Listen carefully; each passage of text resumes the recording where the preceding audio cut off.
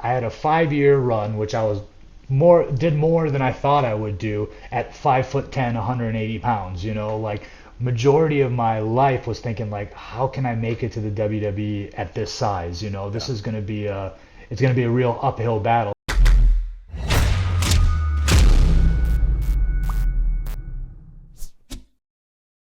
Good to see you, man. Thanks for coming on. Of course, thank you for having me. Big fan of the show. My goodness, big fan of you. So this is great. Thank you. What is this photo that you have behind you? That is it's a Rob Schamberger, I hope I said that right, painting of his. So quick story, I bought this house a few years ago, my first home, and I wanted to put something wrestling in my house, but not too much. Like I'm past the days of having all my shit up on Like the a walls. shrine, yeah. Yeah. So I was trying to think of what's something I would want, and I thought, man, Rob does really cool paintings. And I thought of one picture in particular, and that was it's from Stone Cold Steve Austin's last Let's match. see. All we see right now are knee braces. Yeah. So Oh, yes. it's a very famous picture that popped in my head. Like I was like, Stone Cold's my favorite wrestler, so I was like, I'll do something of him. And I thought about the sharpshooter where he's bleeding, but I'm like, everybody that's a played out picture in my head. So I was Also, like, if somebody comes into your house and doesn't know about wrestling, they're like, why is this bloody man on yeah, right, yeah. So I just thought about that picture, and I was like, man, him walking to the ring is really cool. It's his last match. And I asked Rob, I was like, hey, can you paint this for me and just let me know, whatever it costs. Yeah. And he just gave it to me for free. He said, consider it a housewarming present. And we shared the video of it, and I posted a picture, and so many fans were like, oh, that's so awesome, that he made like prints of it to sell for other people. So I have the original painting, and everybody else has all the prints. Well, then shout out to Rob for just being a great guy. And look at that. He gifted you something and it came around and it worked out for everybody. Yeah, totally. I couldn't believe he was giving it to me for free. I was ready to pay for it and everything, and he's like, nah, don't worry about it. So I thought that was super cool. What match is that he's walking to the ring for? It's his last match, the WrestleMania 19 against The Rock. So it's like WrestleMania 19 in Seattle. And they did this cool shot where they were behind him the whole time. The cameraman, I believe it was Stu, the same guy who does the entrance now. And The John Cena guy. He's always Yeah. And Stone Cold was making his way to the ring, and the guy was following behind him the whole time. So it was just this really long shot of his back walking to the ring. And I never noticed this till someone told me, but CM Punk did that same entrance at whatever WrestleMania he worked, Jericho. But he did the same thing where he's walking to the ring and it's on his back and it says best in the world. So I think he did that as like an homage to Stone Cold, which I thought was really cool. But it's a really cool shot when a guy has a long way to walk to the ring and the cameraman's like following behind him. I think I speak for everyone when I say as soon as this interview is done, I'm going to go watch that entrance now. Yeah, right. It's badass, dude. I think it's super cool. Yeah, man, and what a great image too. And I guess that's also something that must inspire you when you look at that. Yeah, totally. I mean, like I said, he's my favorite wrestler of all time, so when I always think of like his intensity in the ring and stuff like that, it's cool to look up at that picture and be like, yeah, he's a badass dude. You were pretty young though when Stone Cold was like in his Attitude Era prime. Oh yeah, I was 8, 9 years old. That was 2003, so I was in 8th grade at that point. But like, I lucked out that right when I started watching wrestling, which was like early spring of '98, that's when like shit was really taking off. Every episode of Raw was like must see. So I came in right at the perfect time. I know Colt Cabana has a theory that you think the best wrestling is like the wrestling from your childhood, and we were talking about it, and I was like, I think I have an argument to say that mine was actually the best. I'm a huge Attitude Era fan, so when I say growing up, I feel like I grew up on quite possibly the best wrestling.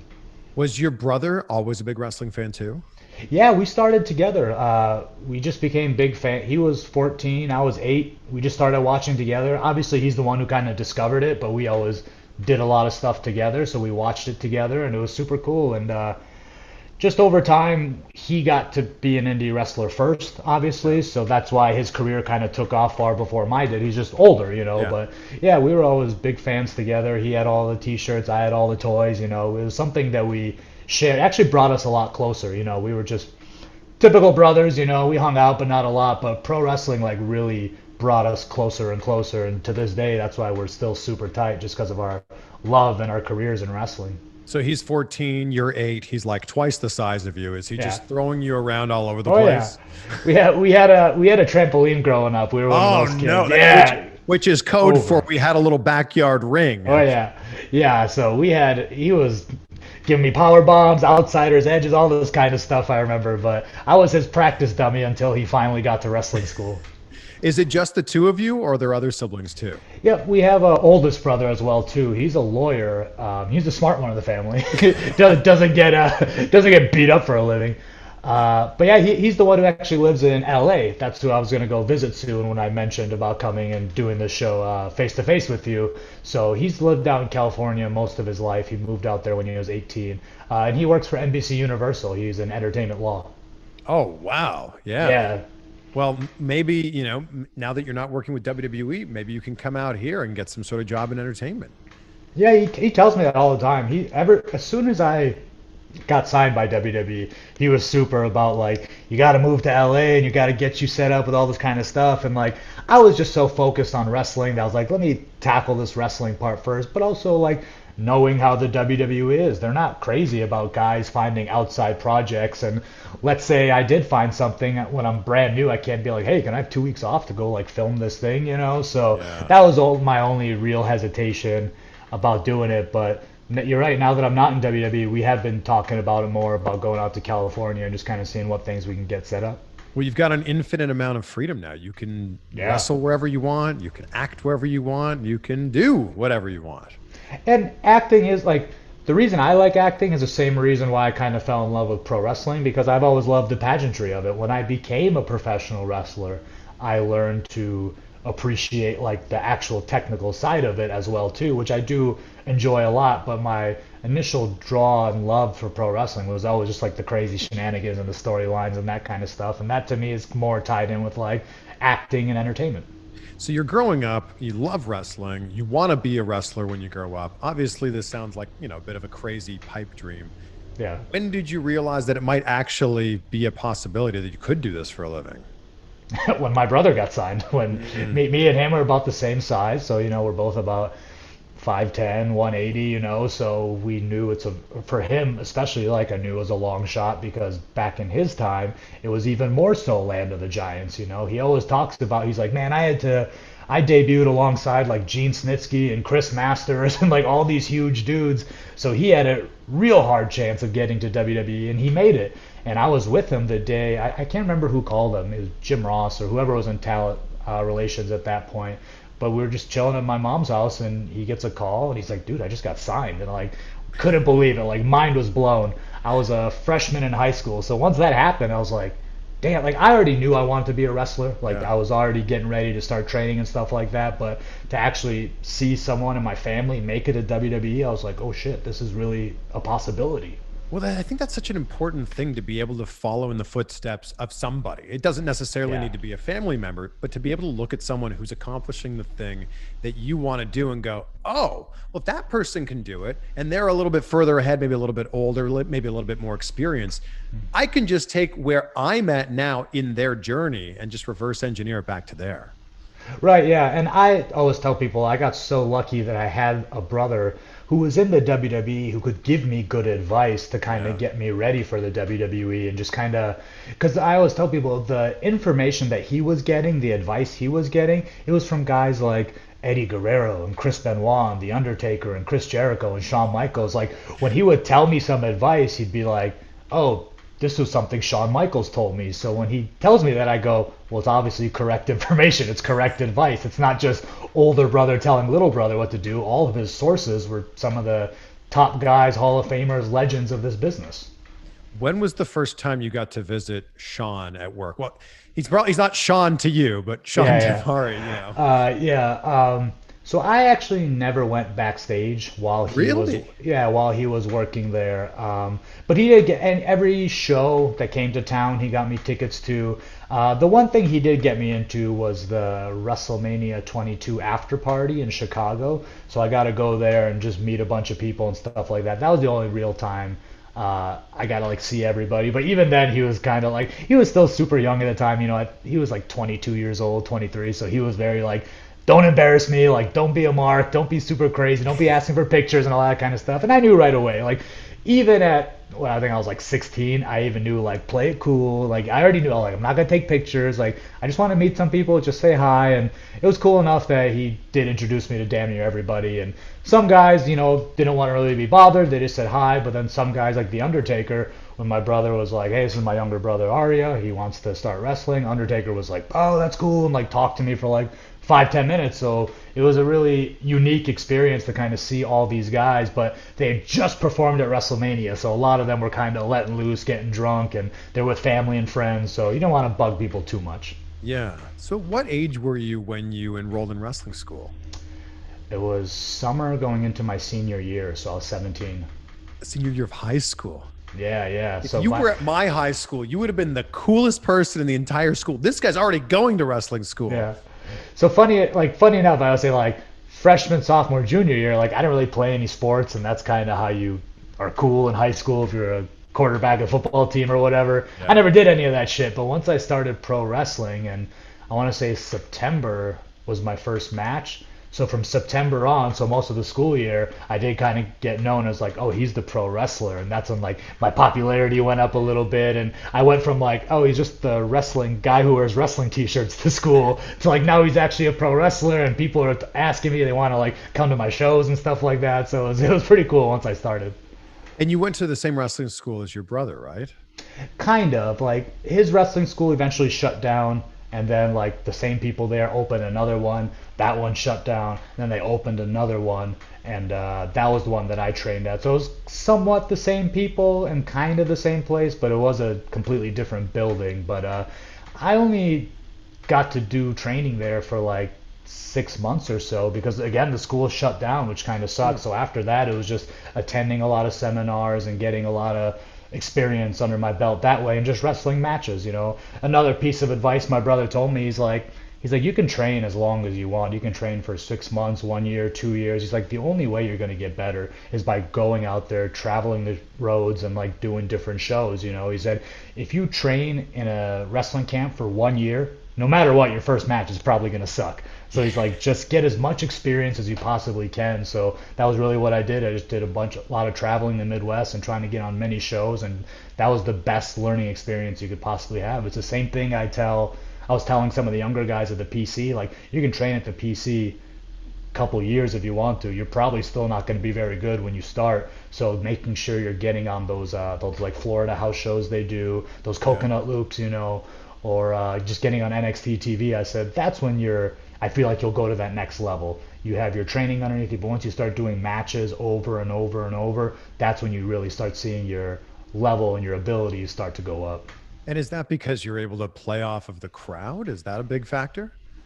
Yeah, I mean, sometimes you think things look good in wrestling training, then you go do them in front of a crowd and they shit on it or something. You're like, oh, I guess I won't do that again. But it's just, there's just so many different variables that go into a live performance compared to just doing it in like the safety of your wrestling school that, like I said, it's hard to explain, but it's just different. Honestly, this past year of the pandemic and doing the no crowd wrestling, it felt like wrestling at a wrestling school again. Like, and maybe at first, when you first start your career, that's fine, but I've been 15 years on the job now, so it really sucked having to go back to that. Well, the difference is it's like wrestling in a wrestling school, and then you go backstage and check Twitter and go, oh, that was really good, or oh, that wasn't so good. And Matt, that was the hardest thing about it during this pandemic is no feedback from the crowd. You're just wrestling, you're doing spots, you're doing moves, and you're like, I hope this looks as cool as it felt, because you don't have a crowd that cheered or booed or whatever. You're trying to get heat because you're a heel, but like there's no one there to boo you. So it's kind of like, I hope this is translating on TV, like how we're trying to make it happen here. Yeah. So, I mean, you had these matches early on when you're a kid with your brother, when you guys are like beating each other up in the backyard. How long was it till you actually wrestled a match against him? So we've only wrestled each other one time. That's crazy. Yeah. It was actually right when he got released or asked for his release from WWE. So it was like 2008, late 2008. So I was only about a year in. So we had a match against each other in Green Bay. And that was the only promoter that really wanted to have us wrestle each other. Every other time, we've always been a tag team. We've always, and which I totally understand. Us tagging, I think, is where the money's at anyway. But only one time we wrestled each other, and I was so green at the time that I wish we could do it again because I feel like it'd be a completely different story because it really just felt like really wrestling like a real veteran of the business. Like I didn't say anything. I just let him put the whole match together. But I said, now I feel like the roles would almost be reversed. He very proudly always says like, oh, my brother's a better wrestler than I am now. So I would say if we got to wrestle today, it'd be a much different experience. I feel like growing up where you grew up in Minnesota, you're close to a lot, right? You're close to Chicago and Green Bay. You're drivable to Ohio and Michigan. Yep. You've got a lot of places where you can really hone your craft. Yeah, totally. And that was what we did. There's a veteran wrestler here named the Anarchist Eric Cannon, and he was kind of a guy who broke in with my brother as well too. He was someone like he did the very original like TPIs for IWA, so he was wrestling with guys like Daniel Bryan and Cesaro and Chris Hero and all these guys like early on. So he had a lot of like independent clout, as you can say. So he took me in a lot of rides with him. We go traveling up and down the Midwest together. And he really helped me out because, like I said, my brother helped me, but he was also like in the WWE and then he was in TNA. Like he was gone a lot. So I would say he helped me. We could talk on the phone and stuff, but actually in person, face to face, Eric Cannon was someone who really taught me a lot about wrestling. It probably doesn't seem like it now, but maybe while you're living it, it was a long time before you got signed by WWE. And you had an audition match. I think was it 2013. You had an audition match or a dark match. Yeah. 2013. I had a dark match against the Great Khali. Oh wow. Yeah, right. I mean, I'll give you the story real quick. Yeah. So yeah, by the time I got signed in 2016, I was 10 years on the independent scene. Which is probably the longest 10 years while you're in it and doing it. But trust me, yeah, I was always very tunnel vision as far as like I liked indie wrestling, but I was very like I need to get to WWE. I need to get to WWE. That was always my like main mission. It wasn't to be the biggest independent star I could possibly be. I just want to get to WWE. But yeah, I had a tryout in 2013. I got like the extra talent. I had a tryout match with a fellow Minnesota guy. We did a really good job, so they put us in a handicap match against the Great Khali. That went well too. And from there, I got invited to go do an NXT tryout. And unfortunately, I didn't get picked up then. So I just kind of went back to independent wrestling for a few years until the CWC happened. But you probably feel like you're so close. You're there. Oh, yeah. Feeling it. You're eating the catering. You're in the same halls as all these people backstage with them. You feel like you're so close, and then maybe it's like feels like it's ripped away. I was very confident at my NXT tryout that just because like I know what they were looking for and I know I did everything right. I wrestled my match good. I cut a good promo. I can speak another language. I was in great shape at the time. I knew I did a good job, but when they sent me a very generic email, just like, we have nothing for you right now, I was kind of like, man, what the fuck? I was like, really? I was like, I could have sworn I crushed that. And luckily, that's why I stayed on their list. They had nothing for me at that time, but then like a year and a half later, I believe it was Triple H came up with the CWC concept, and I was initially contacted for that. So it made me feel a little bit better because I said I knew I did a good job. I was kind of surprised I didn't get signed. But then when that happened, I said, okay, so maybe it really was one of those things like, hey, not right at this specific moment, but maybe a future project. Did part of you want to take the momentum that you had and reach out to Impact or Ring of Honor? Not really, because, I mean, to me it was just a tryout. It wasn't like anything. But I'm saying from that, I did get eventually booked with Ring of Honor, but it wasn't because I had a WWE tryout. When I said earlier, like, I never wanted to be like a huge indie star, I just wanted to be at WWE, well, I got the no from WWE, so I said, well, where else can I wrestle as a career, and Ring of Honor was one of the first places that popped in my head, and I went and did like a tryout camp for them as well too, and they said I did a great job, and they gave me dates like immediately after the camp. So I don't know if me doing some Ring of Honor stuff made them go like, oh shit, maybe he does have a little bit of credibility, we should use him or what. But I knew after I got the no from WWE, I was like, I'm not going to let this deter me. Never once was I like, well, this is it, I'm going to quit. I was like, let me really get back to it and see what else I can make happen, and maybe we'll revisit WWE some other day. If Ariya, you were so tunnel vision focused on WWE and you were there, you did it, you lived it, and now you're not there. What is the focus now? So I tell a lot of people, I said one thing that I can take like a nice like breath of fresh air is that like I've done it. That thing that used to keep me up at night when I was an indie wrestler and just thinking of over and over, what do I have to do to make it? What like I did it. I made it. I wrestled on a pay-per-view. I wrestled on NXT. I wrestled on Monday Night Raw. I got to have conversation with Vince McMahon and Triple H. Like I did all these things and make great money while doing it. I did all these things that I always wanted to do. So a small part of me gets to be like, okay, like you can like close the or turn to the next chapter and go to the other part of your wrestling career. And now, luckily, this is a great time because places like AEW and New Japan and Impact and MLW, NWA, like all these places are popping up. GCW, all these places are like popping up. There's so many places to wrestle now that I can say like, cool, I did the WWE thing. I know what that's all about. I know what it's like to wrestle for Vince. I know what it's like to wrestle on Monday Night Raw. Now let's go explore the other places and see what else we can do. Because I've always respected the guys like Chris Jericho and stuff who've wrestled everywhere, you know. So part of me says I kind of want to do that too. But if we look at this image behind you, you never had that moment. You never had that WrestleMania moment walking out to that crowd. Is that something that you still want? Yeah, of course. Like, don't get me wrong. There's definitely things in WWE I didn't accomplish that I wish I could have accomplished. But I'm also a little bit realistic about it. That I said I had a 5-year run, which I was did more than I thought I would do at 5'10", 180 pounds. You know, like majority of my life was thinking like, how can I make it to the WWE at this size? You know, this is going to be it's going to be a real uphill battle, and it was.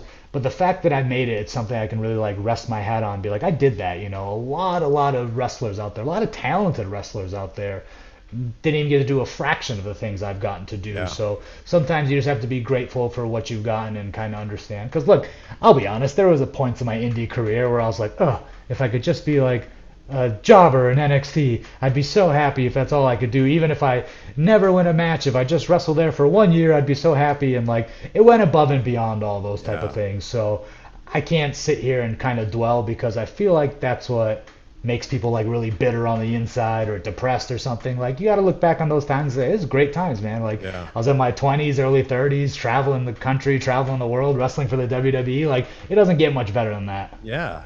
There's a lot of guys who are 5'10", but maybe have a little bit more weight to them that have been incredibly successful. You know, Chris Jericho, Chris Benoit, Eddie Guerrero, Kurt Angle, just off the top of my head. Yeah. Did you ever think in your career, maybe I should put on some size, be 210, 220?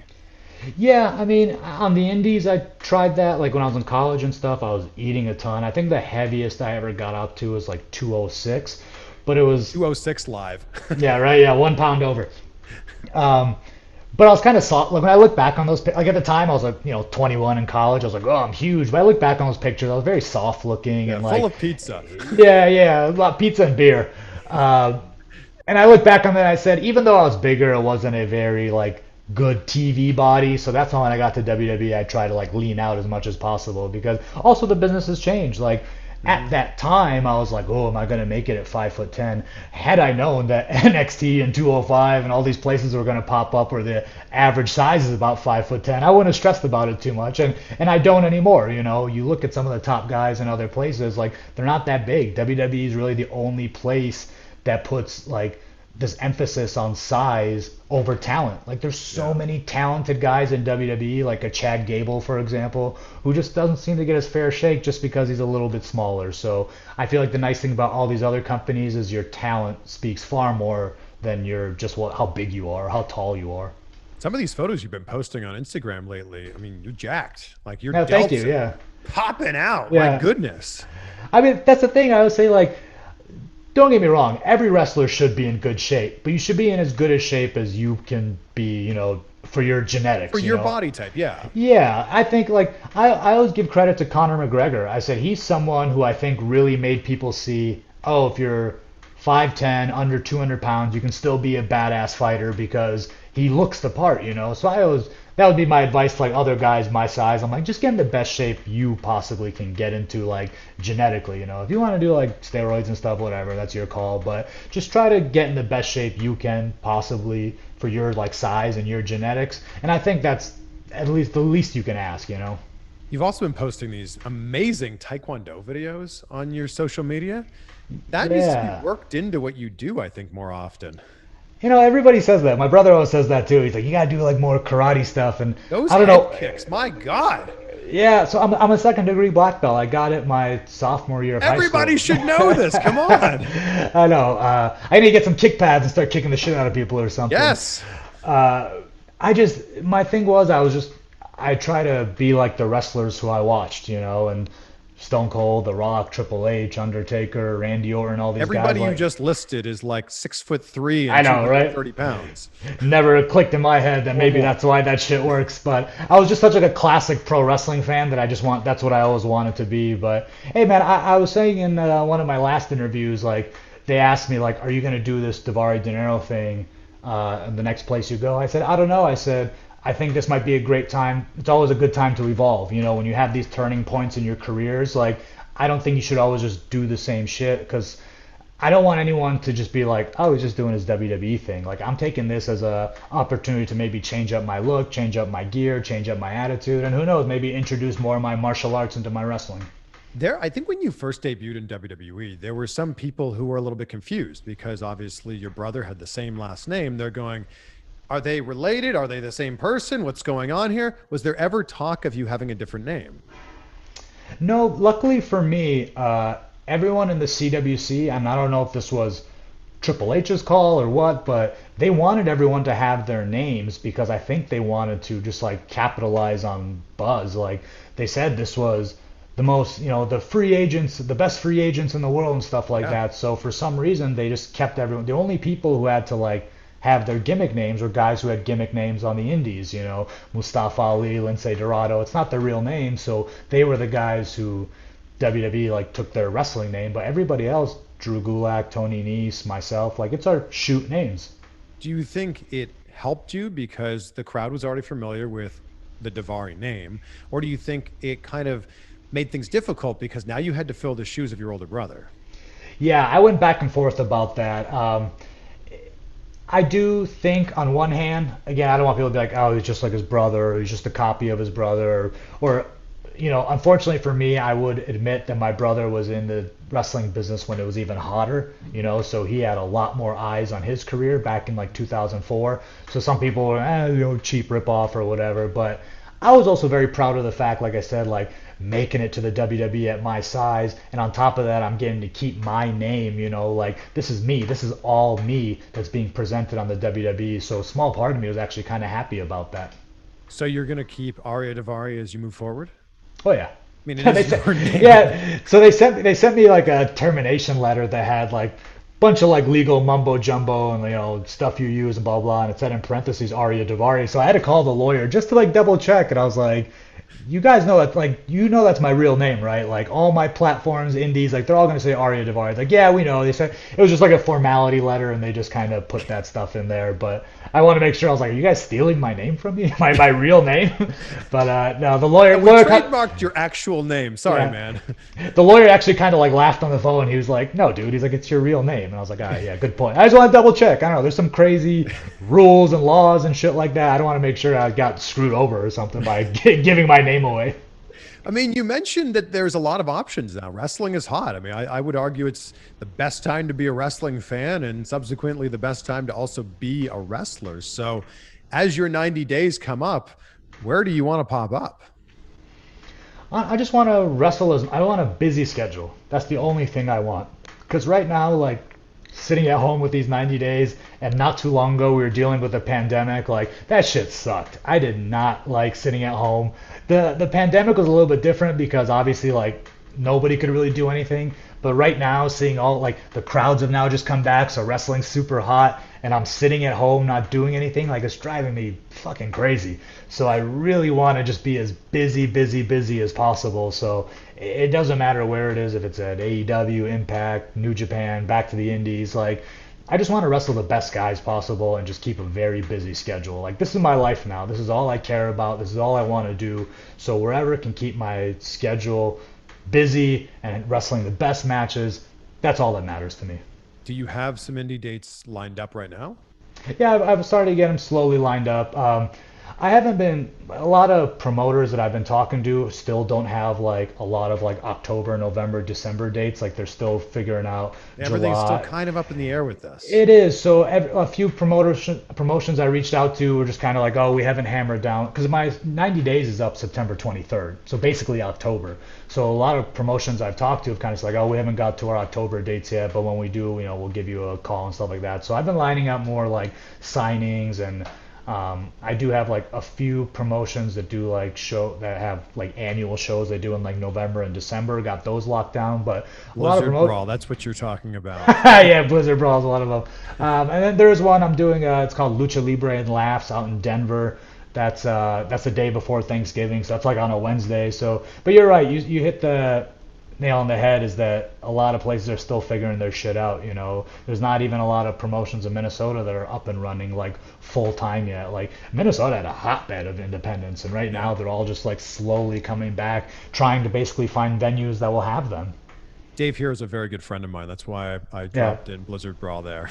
No, I love Dave Hero. I was backstage hanging out at Impact with my brother because he was finishing up his final dates there, and Cal was there, his son, who like I haven't seen him in like 5 6 years, and he's just like this big jack 19-year-old now, and I was like, oh shit, I was like, you're doing great, man. I saw him on like Dark, and then he's doing Dark matches at Impact and stuff like that, so it was cool to see him. And he's always been a really good kid, and Dave Hero is always someone who treated me very well.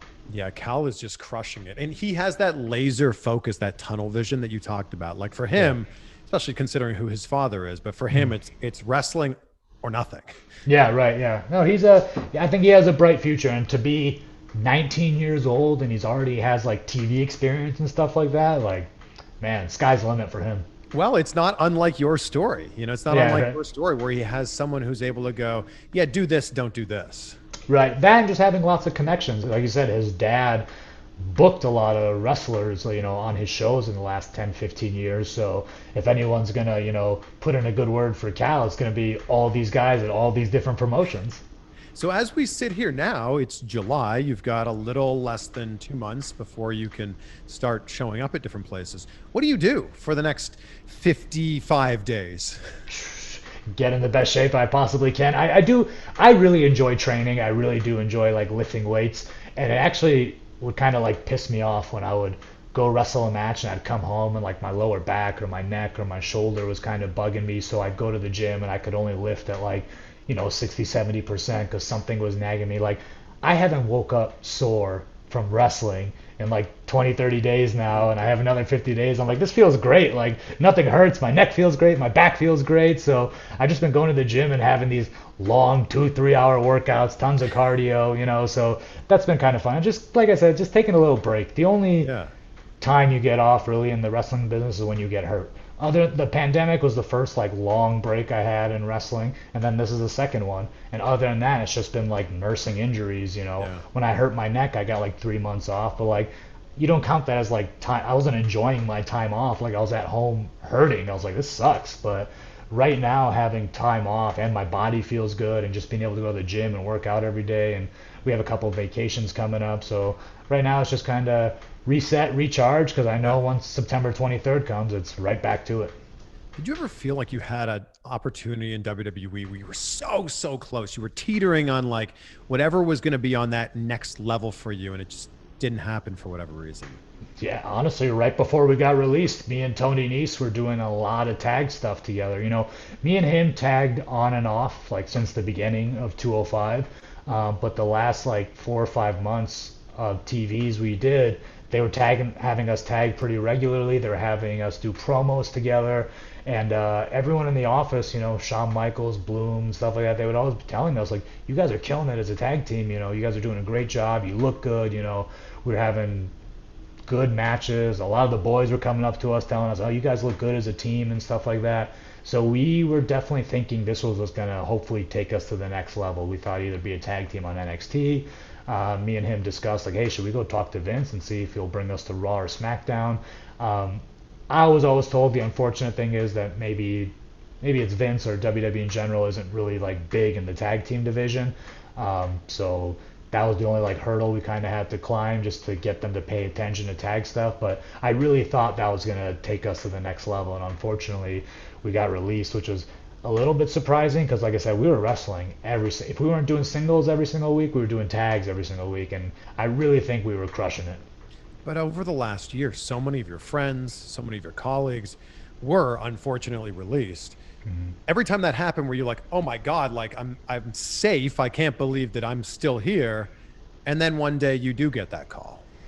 Yeah, so I thought, I mean, my own brother was part of the COVID releases. Just recently, he got brought back to WWE, which I was Yeah. very, very happy for, and I was very upset when he got released during COVID. After the COVID releases happened, I was kind of like, okay, that sucks, but I survived, so I think I'll be good. And then there's been like three waves of firings in 2021, and that first wave that happened when Samoa Joe got let go. I think the Iconics were on WrestleMania, Yeah. and then they got let go. Braun That, Strowman. and then when the Braun Strowman won, that's when the whole roster, I think from top to bottom, Raw, SmackDown, NXT, everybody was like, oh shit. Like if they're letting guys like Braun and Samoa Joe go, it could be anybody. So I would say for the last 4 or 5 months, I wasn't expecting it because, like I said, I was wrestling all the time. But a small part of me said, like, if it's going to happen, it might be around this time. And then unfortunately it did. Are you hopeful that once things finally do get back to whatever normal is going to be, are you hopeful that maybe you can go back? I think so. I kind of have like this 5 year plan in my head because I'm 32 now. I said if I don't go back to WWE in the next 5 years, then maybe that door is closed. But I still feel young. I still feel good, And you just see so many guys like I think Drew McIntyre and Jinder are great examples. Obviously, they're very large men, so that they have that advantage. But seeing them like leave WWE and like let's be honest, they were kind of at the bottom of the barrel when they left WWE, and to go out there, get in great shape, reinvent themselves, and then come back and have the success that they've had, like it's awesome to see.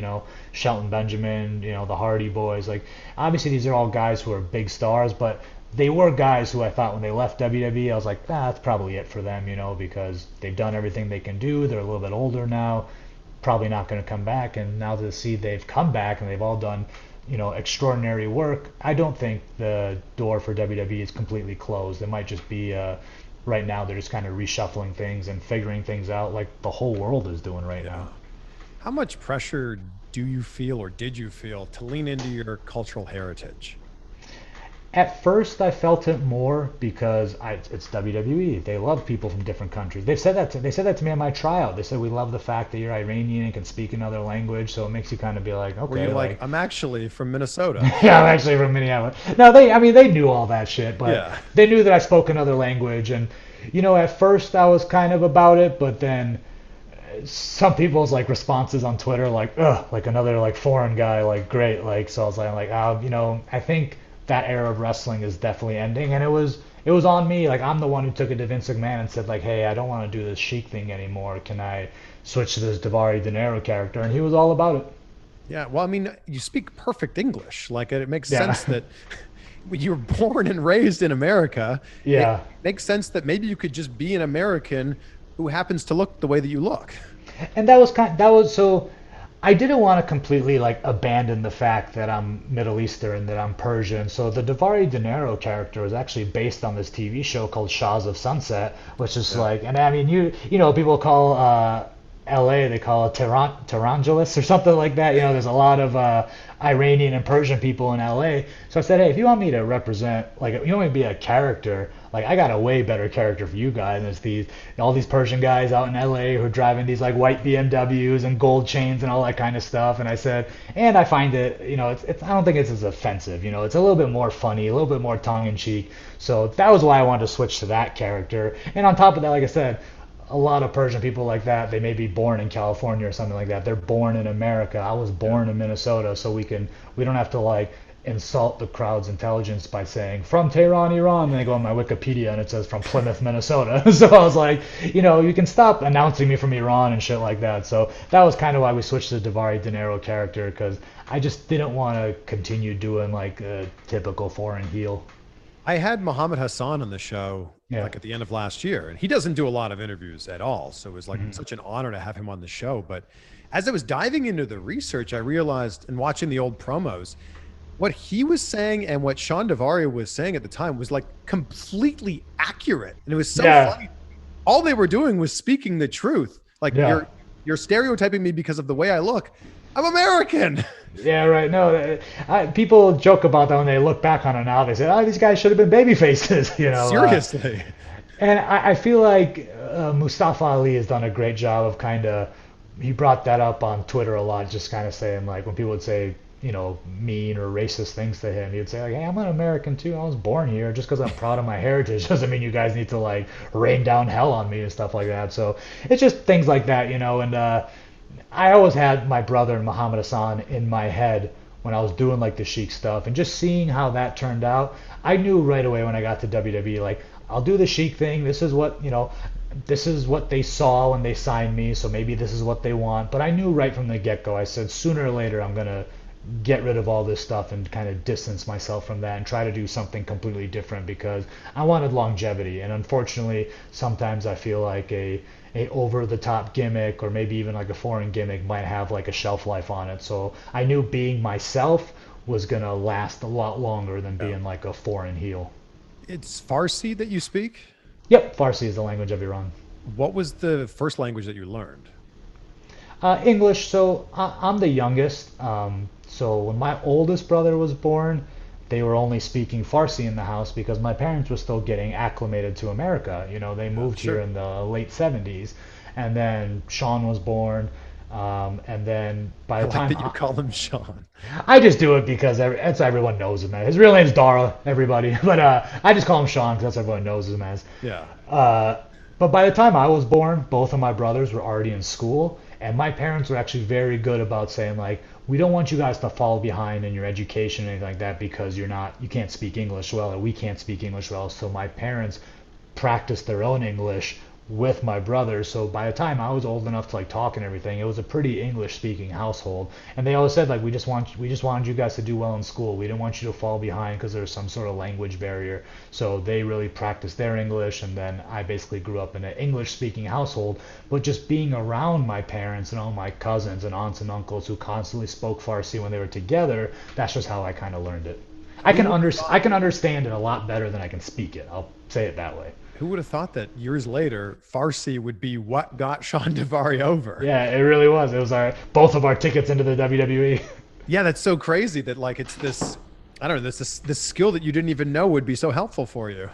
Yeah, no, it was great. I mean, I did it a lot on, like, I leaned into it more on the indies, but the indies are a little bit more free reign. You can have more fun, you know. There was a lot of shows on the indies where, like, I was doing, like, the Sheik character, doing the foreign heel, but it was a little tongue-in-cheek, and, like, I would say things, like, in English and stuff like that, or make the crowd laugh, know that this is just like a gimmick that I'm doing, or, you know, how many times can I be announced to the ring from Tehran, Iran, and I wrestle every show in Minnesota, like, damn, this guy flies here every single week, you know, so it was a little bit like tongue-in-cheek on the indies. I'm like, yeah, evil foreigner. Yeah, wasn't your finisher on the Indies the magic carpet ride? Magic carpet ride, yeah.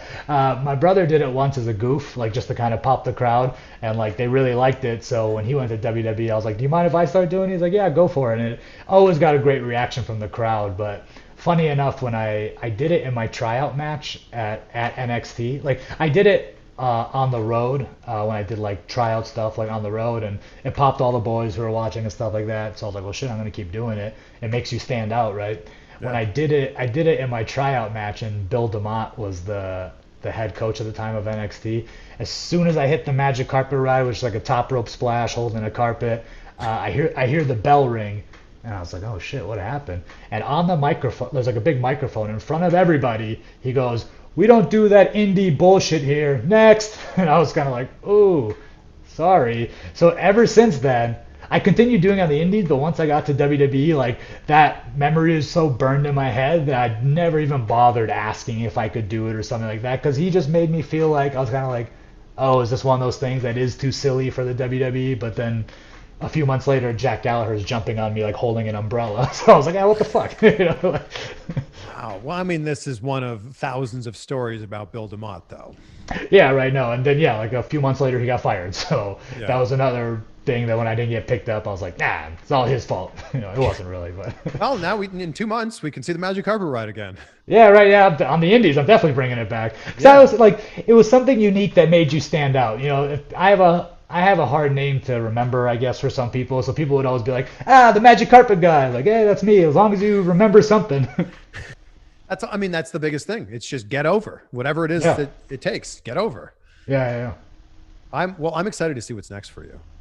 No, I'm excited too, man. Like I said, the business it's popping right now, man. Like all these promotions are drawing like record crowds. I mean, when I was an indie wrestler, like my last indie show was like in 2016, and I think even from then till now, the indies have gone up more so. But like, the biggest crowds I used to wrestle in front of was like 200-300 people, occasionally 1,000 people. But I go on Twitter, Instagram, and all these indie shows I see, they're drawing 500, 600, 800, 1,000, 2,000 people. I said, damn, like once you get to like 400 or 500 people in a crowd, like it's great. Like that's when the crowd can be super loud and you can have a good show and all that kind of stuff. So I see that like that's kind of the norm at a lot of these places now. So I'm really excited to go meet a bunch of new fans. That was another thing that I really missed was like the interactions with fans. Like there's no like gimmick table. There's no gimmick table at the WWE where you can go like meet these fans and stuff like that. So I'm really excited to kind of meet a whole bunch of fans that I haven't got to meet in the last 5 years I was in WWE. Yeah, it's going to be exciting to see what you can do with no restrictions at all. That's one thing I'm very excited for. No more PG restrictions. I end every interview with the same question, so I will ask this of you because I start and end every day with gratitude. So, what are 3 things in your life that you're grateful for right now? Well, from the get-go, I'll say my health. I'm very grateful for my health because we know how this business is. We know what this business can do to people, whether it's injuries or drug abuse, alcohol abuse, just the grind of being on the road. I'm happy that I'm healthy. I have my sanity and all that kind of stuff. So that's one thing I'm very grateful for. The second would be my family. I'm very grateful for my family. They've always been very supportive of what I do. They've always been there for me. Even when I got released, they were calling me nonstop just to make sure I was okay. And I was trying to tell them, like, you guys, I'm fine. Everything's good. It's just, it is what it is. This happens to tons of wrestlers, So I'm very grateful for my family. And then lastly, I know this might sound cheesy, but I am grateful for my time in WWE. Like I said, I used to think about that all the time. From 12 years old up until the day I got signed, all I'd think about is being in the WWE. I'd have a hard time focusing in college, even after college when I was working like shoot jobs. I'd have a hard time focusing on that because I always just felt like this isn't what I'm supposed to be doing. I'm supposed to be wrestling in the WWE. And it was hard for me to like focus on anything else, relationships, friendships, all that kind of stuff. I'm now very grateful that I had my time in WWE so I can finally focus on other aspects of my life that may have got kind of put to the side in the last 30 years. So, yeah. Well, where can everyone find you online? My Twitter and Instagram are at Ariya Daivari. I know it's hard real to spell, name, by the way. Yeah, real name, shoot name. Just Instagram and Twitter. I'll be updating it as time goes on. Like, I do have these things of like, man, I really need to be like getting to work and doing all this kind of stuff, but I'm really enjoying this time off a little bit. I have about another month where I want to relax, but then like I said, I just know everything's gonna go back to normal soon. Yeah. I'm gonna be on the road a bunch and all that kind of stuff, so I'm just enjoying my time off. But just keep an eye on my Instagram, keep an eye on my Twitter. That's where I update most of my stuff. I've spent this last interview or this whole interview thinking we could probably be brothers. We have all the same like features. We do, right? Nice facial hair. You have better hair than I do, though. That's the only thing. You're just wearing a hat. That's the only difference. Yeah. We got it. What's your ethnicity? Do you have anything? My in your mom was background? born in Greece. Oh, really? Okay, yeah. My mom is Macedonian. Okay. Was born in Greece. Came over to Canada when she was like 4. So I'm Canadian. Okay. Oh, yeah. My dad's side of the family, many, many, many generations ago, Dutch. Okay. So that's why my last name is Van Vliet. I've been mistaken for Greek before, like Greek. I'm sure you've been mistaken for it all. Greek, Italian. Yeah, Mexican, all of them. Yes, yeah. me too. Yeah, when I lived in Miami, people would speak to me in Spanish first. That happened to me when I lived in Orlando. I'd go to the bank and they just start talking to me in Spanish, and I was like, I don't speak Spanish. So sorry. Yeah, I don't know. Yeah, right. We can talk Farsi if you want, but yeah, well, I will nod my head if you want to do that. Yeah, right. Yeah. Thank you again, Ariya. No, man, hey, I appreciate you having me on here. Like I said, I'm excited to do these interviews and stuff. So maybe in the next few months, once I start get some more things cooking and get some more stuff to promote, we can do this again. I wanted to do it in person, and I'm so sorry that when you're going to be in LA, I'm actually going to finally be back in Canada visiting my family. No, I'm happy. Is this the whole pandemic and stuff? You haven't been to Canada? Saw my sister and their family, my niece and nephews and her Yeah. husband, but I haven't seen my parents since Yeah. December of 2019. Wow. Yeah. Trust me, that's far more important than doing. Yeah. We'll get this interview done at some I other time. appreciate For sure. that. Thank No, you. of course, Yeah, of course. It's been 18 months, That's a 19 long months time. of not seeing my parents. I'm very fortunate that I was able to, like, my mom lives in California too, so I was very fortunate I did get to see her twice during the pandemic. I just kind of took the risk, and I was like, I guess Yeah. I mean, I was already flying to Orlando every week, so I was like, I have a semi level of comfort, but obviously it's much harder for you because I assume just getting into Canada was the Well, issue, right? it was you had to first it was a 2-week quarantine. Right. Then they changed it to a government, like a quarantine where you had to stay in like a government approved hotel at like some ridiculous wow. price. Yeah. So now it's if you're vaccinated, you have to show that you've had a negative COVID test on the way in and then on the way back here. Okay. But Well, hey. it's just opened up recently. Okay. Well, hey, that's good. The fact that you get to see your parents, that's all that matters. Yeah. But I got to see you doing this, and I Yeah. appreciate you coming on the show. Awesome. Hey, thanks for having me, man. I really do appreciate it. I like being my able to pleasure. finally tell my story to everybody. No, it's my pleasure. Thanks for coming on.